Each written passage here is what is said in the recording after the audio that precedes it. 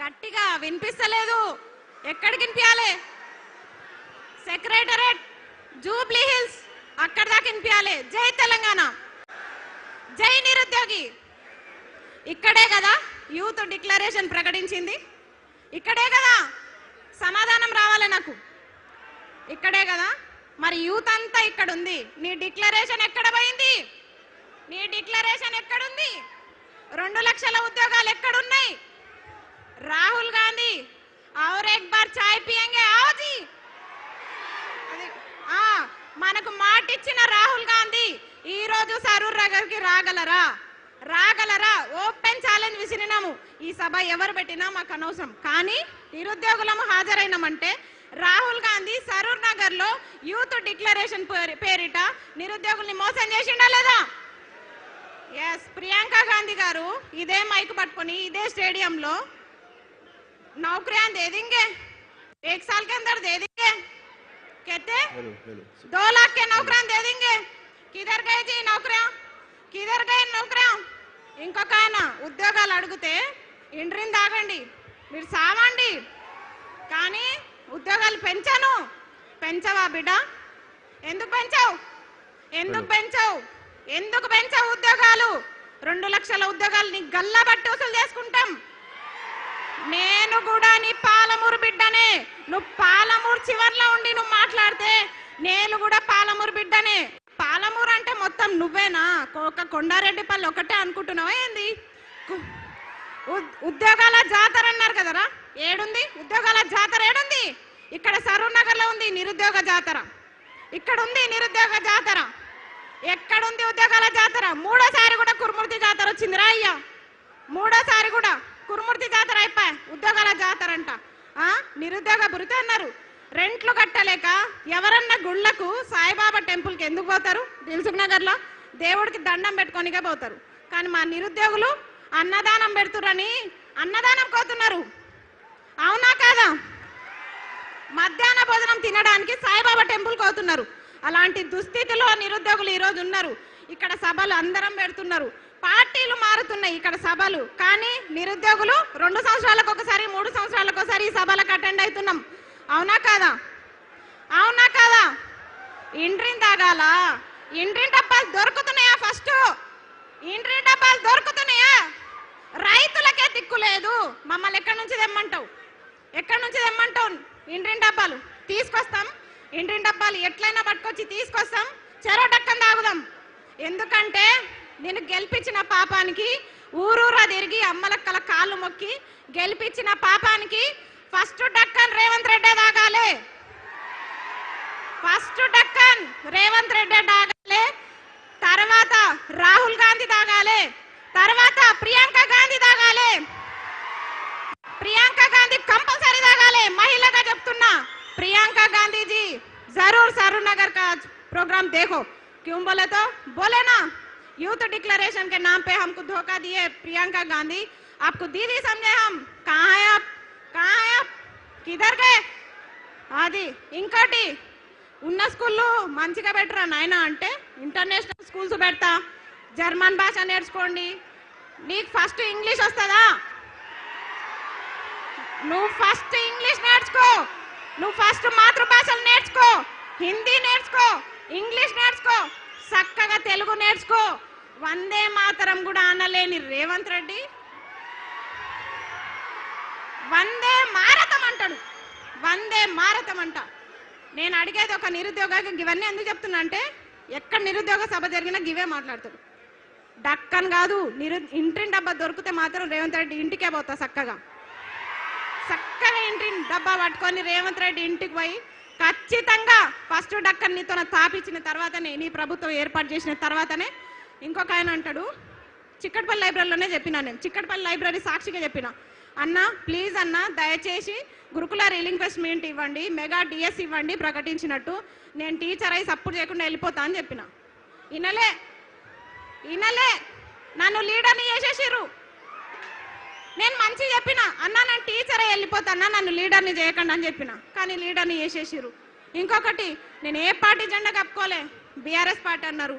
వేయండి, నన్ను దేంట్లో వేస్తారో వేయండి. మీ గొడుగు కింద ఉంటేనేమో నిరుద్యోగులు అయ్యారు, మీకోసం ప్రచారాలు చేస్తేనేమో స్వచ్ఛమైన నిరుద్యోగి అస్మా. కానీ ఈరోజు ప్రశ్నిస్తే బీఆర్ఎస్ అవునా? అయినా సరే ప్రశ్నిస్తాం, తగ్గం, ఎక్కడ కూడా తగ్గం అని చెప్తున్నా. చిక్కడపల్లి లైబ్రరీలో ఎంతమంది హామీలు ఇచ్చిర్రు? అశోక్ నగర్ వేదికగా ఎంతమంది హామీలు ఇచ్చిర్రు? ఆ రోజు ఛాయ్ తాగిపోయిన రాహుల్ గాంధీకి ఒకటే చెప్తున్నాం, మల్లరా అదే ఉస్మాన్ బిస్కెట్, అదే ఛాయ్. రాహుల్ గాంధీ ఫిర్ సే ఏక్ బార్ అశోక్ నగర్ ఆవు.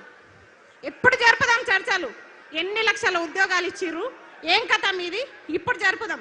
ఆయన అన్నాడు, అద్దంకి దయాకర్, వారం రోజుల్లో మీకు సీఎం అపాయింట్మెంట్ ఇప్పిస్తా, చిక్కడపల్లి లైబ్రరీలో సభలు పెట్టి. మీ సభలకు పర్మిషన్లు దొరుకుతాయి అక్కడ?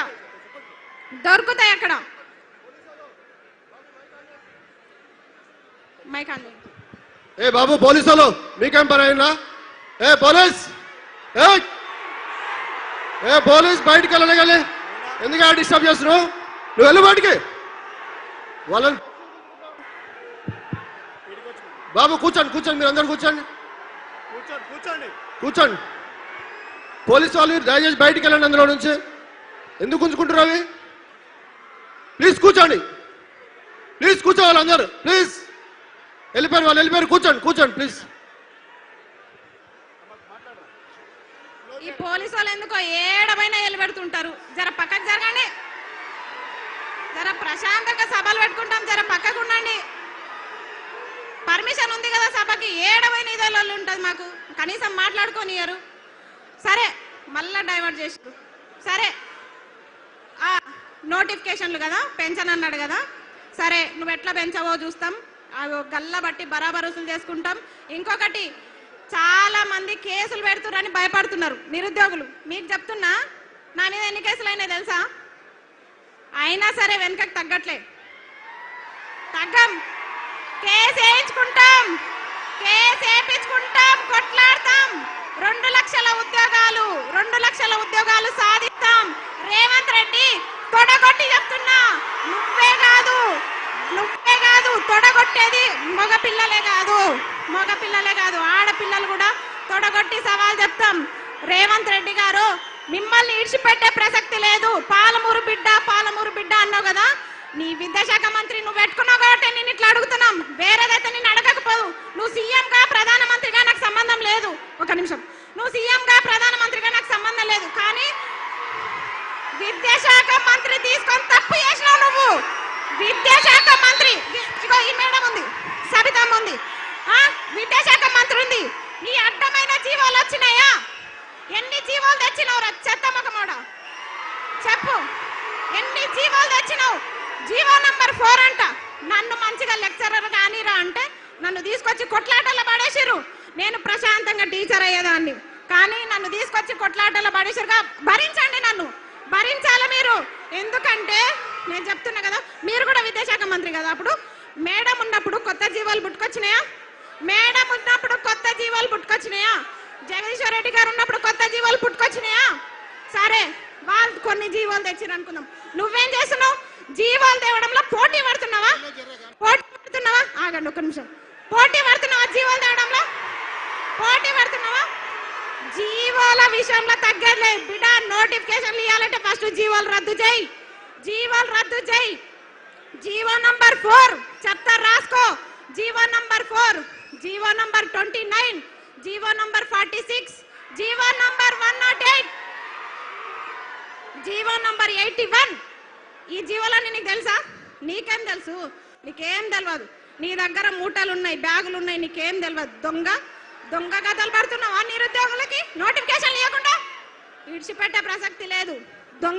నిన్ను దొంగని సీఎం చేయడం మేము చేసిన తప్పు, ఖచ్చితంగా చెప్తున్నాం. ఇంకా తగ్గేది లేదు అన్న. మీరు కేటీఆర్ అన్న, మీరు మాకు చాలా సపోర్ట్ చేయాలి. ఎందుకంటే మిమ్మల్ని కలిసి మాట్లాడదామన్న అవకాశం లేకుండా పోయింది. నిజం, చాలా ట్రై చేస్తున్నా నేను. జరాగురబ్బా, జరాగురు, టైం పోతుంది. జరాగురు, తాగండి ఒక్క నిమిషం. వద్దు.